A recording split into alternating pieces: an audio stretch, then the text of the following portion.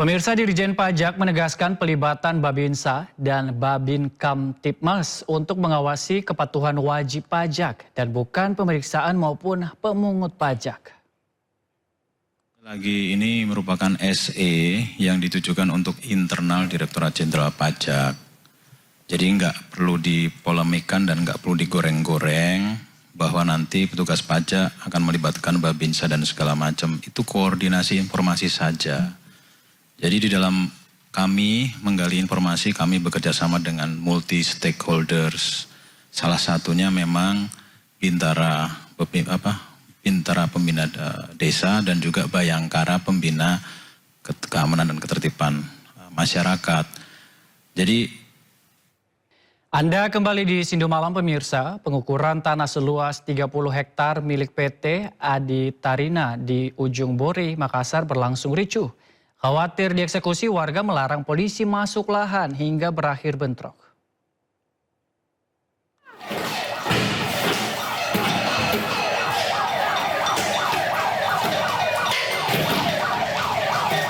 Kericuhan terjadi saat petugas Badan Pertanahan Nasional bersama aparat kepolisian melaksanakan konstatering atau pengukuran lahan milik PT Aditarina di Jalan Ujung Bori, Kecamatan Manggala, Kota Makassar, Sulawesi Selatan.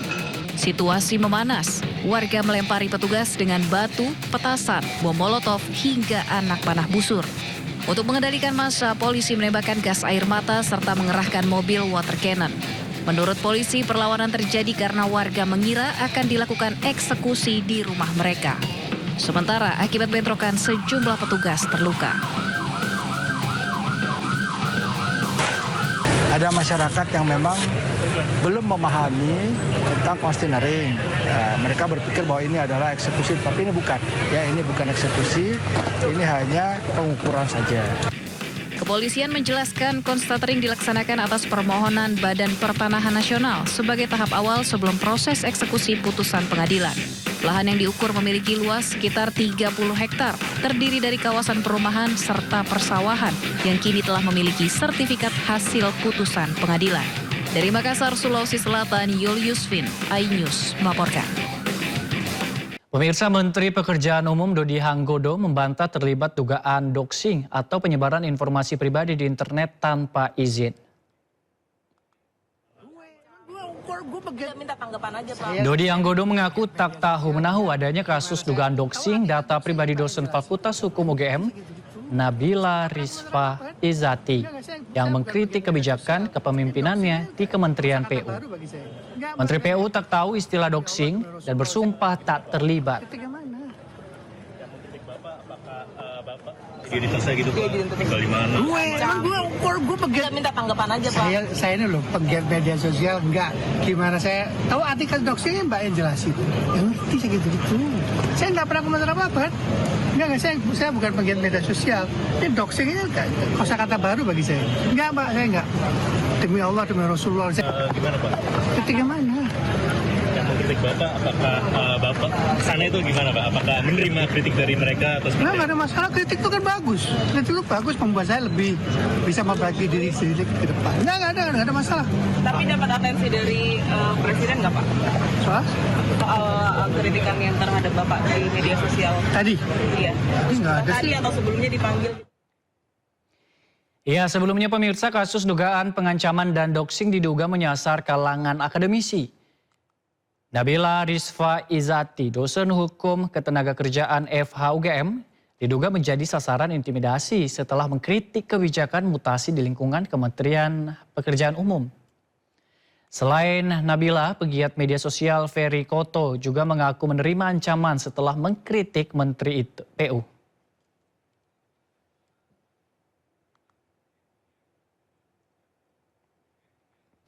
Kita ke berita selanjutnya pemirsa. Kuasa hukum Febri Adriansyah Hotman Paris Hutapea menuding Kapolri tidak meminta izin kepada Presiden Prabowo saat menetapkan Febri Adriansyah sebagai tersangka korupsi.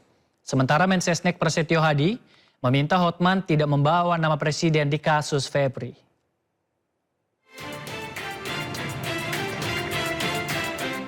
Kuasa hukum Febri Adriansyah, Hotman Paris Hutapea sesumbar jika Kapolri Jenderal Listio Sigit Prabowo tidak meminta izin kepada Presiden saat menetapkan mantan Jampitsus Febri Adriansyah sebagai tersangka.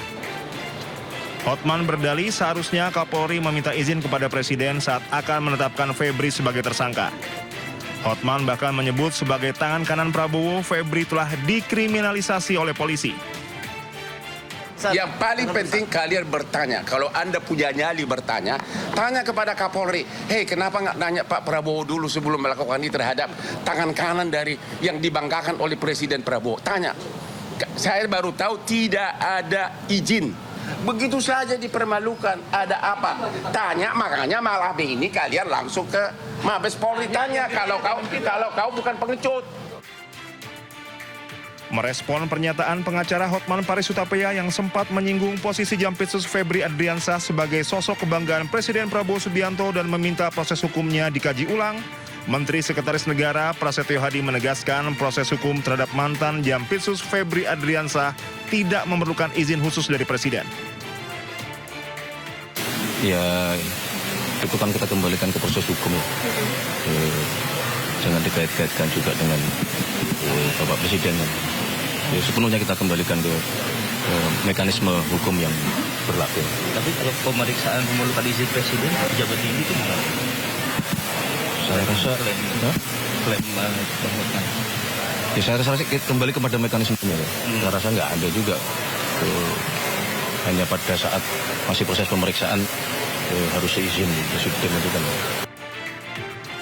Prasetyo juga secara tegas membantah anggapan tindakan hukum atau pemeriksaan terhadap pejabat setingkat Jampitsus harus mendapatkan persetujuan atau izin dari Kepala Negara. Menurutnya, sistem hukum di Indonesia sudah memiliki prosedur tetap yang mandiri. Tim Liputan Anyus melaporkan. Ya pemirsa, viral di media sosial, seorang pedagang lontong sayur di Kabupaten Pati ditarik pajak sebesar 840.000 per tahun oleh pemerintah daerah.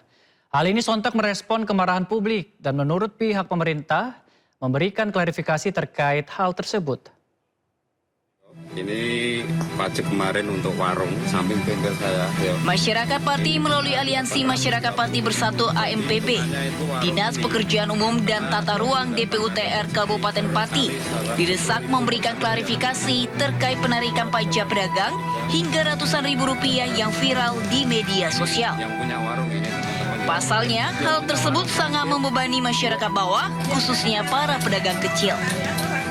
Pihak DPUTR menjelaskan jika penarikan pajak tersebut bukanlah pajak untuk pedagang, melainkan penarikan pajak tanah irigasi sungai yang dipergunakan masyarakat untuk mendirikan warung atau usaha. DPUTR juga menyatakan jika pemilik warung sebelumnya sudah mengajukan izin atas pendirian bangunan semi permanen dan sudah diberitahukan sosialisasi terhadap penarikan retribusi pajak 1 bulan sebelumnya. Sebetulnya kalau itu dikatakan tidak ada sosialisasi 1 bulan sebelumnya sudah disampaikan gitu, teman-teman semua. Jadi karena yang bersangkutan juga ke sini dan juga mengajukan surat ini, kita buatkan juga untuk dengan lokasi, dan ada dengan lokasi juga. Mungkin di lapangan petugas kami tidak menyampaikan itu mungkin bisa juga kurang jelas atau yang bersangkutan juga belum paham sehingga timbul miskomunikasi. Jadi maksudnya itu sebetulnya adalah retribusi perizinan penggunaan tanah aset PUDA, ujungnya jadi pajak warung, hanya pesan rekening pajak warung. DPUTR menjelaskan penarikan biaya ratusan ribu pada warung bukanlah pajak warung, melainkan retribusi resmi, yakni pajak tanah irigasi pengairan di lahan tempat warung tersebut berdiri. Dari Pati, Jawa Tengah, Vindi Agil, iNews melaporkan.